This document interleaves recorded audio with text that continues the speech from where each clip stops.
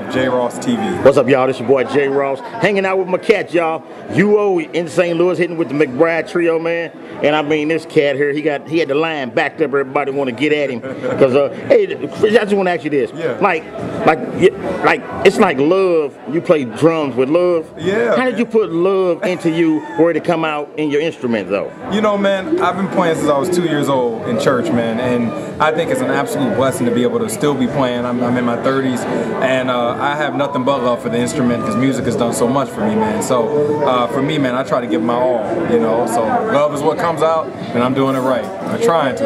Yeah, but so like, where did the love come from? Like studying and and your vocabulary and that type of thing. Yeah, I mean, my first sort of bug that I was bitten with was in church. You know, I was playing, and I really just started playing the instrument. You know, I didn't have great technique at first, and then it was when I was about 8 or 9 when I said, okay, man, I need to really get a teacher. And my parents got some private lessons for me in piano, classically, as well as percussion. So that's really where my journey in really learning how to play the instrument began. By the time I was in middle school, I started playing with an orchestra. Yeah. So that's when I really got my technique together. You know, I started playing snare drum A2s. I learned how to play mallet instruments, timpanis, all that stuff. And then I really started choosing jazz about 16. When I turned 16, I heard a Miles Davis record with Philly Joe Jones. It's called Milestones. Yeah. And I never forget hearing 2 bass hit, and that completely changed my life. And from there, I went from, you know, Philly Joe to Jimmy Cobb to Elvin to all the cats, and that's really, you know, for me, man, I love playing the music because I feel like it's the one thing in life that you can really express and be all of who you really are. Yeah. You know, on your good days, on your bad days, the music can allow you to represent all of who you really are. So, you know, man, I'm so blessed again to be able to play and then to make a living and then to work with amazing musicians like Christian McBride and the new up-and-coming sensation Christian Sands. I'm honored to have a seat up there on that stage with them. Hey, but let me ask you this: so, did your parents play a huge part in supporting you? Absolutely, absolutely. My mother's musically is a choir director. My father's a sound man, so they really supported me through lessons, showing up at every band concert. And one of the things my mom did for me was she was like, "Listen, if this is what you want to do, get training, and anything is possible for you." And that's what really made me move to New York because, you know, I wanted to go to the Juilliard school.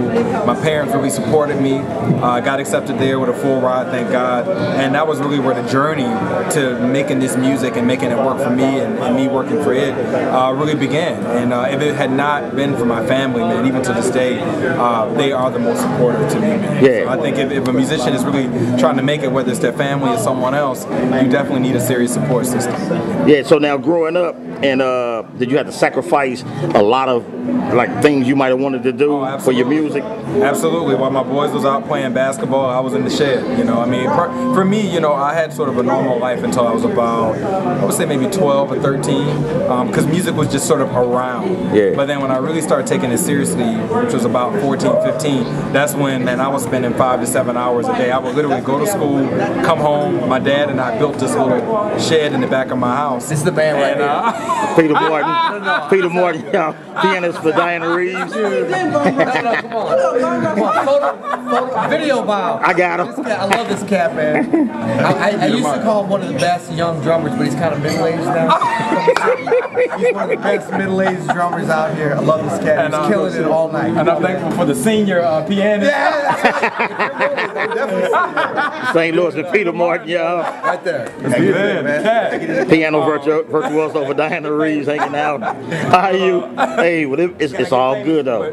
Oh yeah, come on, jump in. Everybody hopping in. Yeah, but no, man, I'm very thankful, man, that, you know, to be making this music, and like I said, my parents are supportive, and, you know, for anybody that really wants to be a part of this music, it takes diligence, you know, and it takes a real ethic. You know, that's something I really want to say. If you don't, you know, mention anything else from this interview, I think what's really missing from the day is musicians who not only desire to play music, but desire to play it on a high level and with a great work ethic attached to it. You know, because these days everybody wants to be famous on YouTube and all that, but they don't really have the discipline and the ethic. And if you're going to be a great musician, you got to have ethic and you got to be serious about this music, you know, and really giving your heart and soul to it and giving some technique to it. You can't just be all vibe, all heart, all soul. There's got to be some time when you get off that stage and you go into the shed and you really analyze some things, because this music, man, was really created by brilliant people. So you got to tap into that as well. But let me ask you this, how can a person acquire ethics that don't know what ethics are,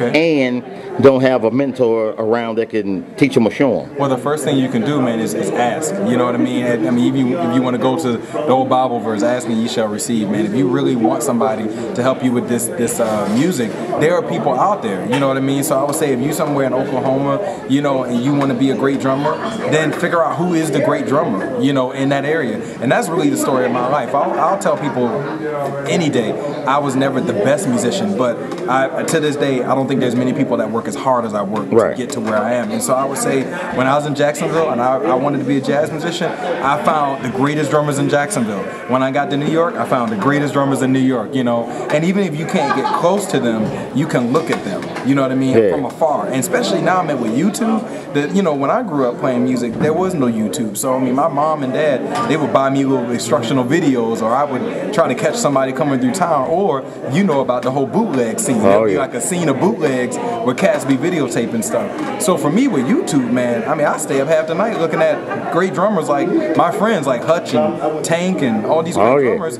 Because, man, it's right there. You get on an iPad or a phone and you want to check out something killing, go on YouTube, man. You know, so I think if you're lacking a mentor, you can find mentorship through various different vehicles. So what's up next for you then? Man, you know, I got a new album that's out actually just came out 2 weeks ago. It's called Onward and Upward with my own band and project. So I'm really excited about that. And, you know, we got a pile of touring coming up this year with the trio. I'm also working actually with Peter Martin. We're going to be doing some stuff at Jazz at Lincoln Center. I just got done doing some things with Wynton Marsalis and Renee Fleming. So I'm always I got my hand in a lot of different things. I also work with Monty Alexander, and I also produce a lot of different things. There's actually a great singer from St. Louis. She's in the building, Alicia Olatuja. I produced her record. That's coming out in August. So yeah, man, you know, go to my site, which is my name, UlyssesOwensJr.com. If you want to check out my production stuff, UOJProductions.com. And it kind of lets you know my schedule and a lot of different things that I have going on. Well, last question. What can you tell cats coming up to inspire them to not give up? Man, one thing I will tell you, and I mean this from the bottom of my heart, and it's not to be cheesy, whatever you want to do is possible. The only thing separating you or being in the way of it is work. And I mean that, man. Like, literally where I sit is a place that I dreamed back when I was 16. I was 16 years old when I bought my first Christian McBride record. And I had no idea that I'd be sitting here being interviewed by you after having done 4 nights of touring with him. So where I literally walk and stand is a dream. And I worked and I kept never taking no for answers. So I would say to that drummer day, it's possible, man, because everything is about phases. I'm not going to always be in this band. I'm not going to always, be playing this music or whatever. Like, we all have to transition through different things. So it's possible, but work, and also I would say identify what you want. I tell drummers and musicians every day, make goals, and when you make those goals, they will come to pass. But you got to be diligent about it. So. All right, y'all, that's Ulysses Owens Jr., y'all, here in St. Louis with the Christian McBride Trio. We're going to let them roll up out of here. J. Ross TV, 10 million strong. We gone. Peace. You the man.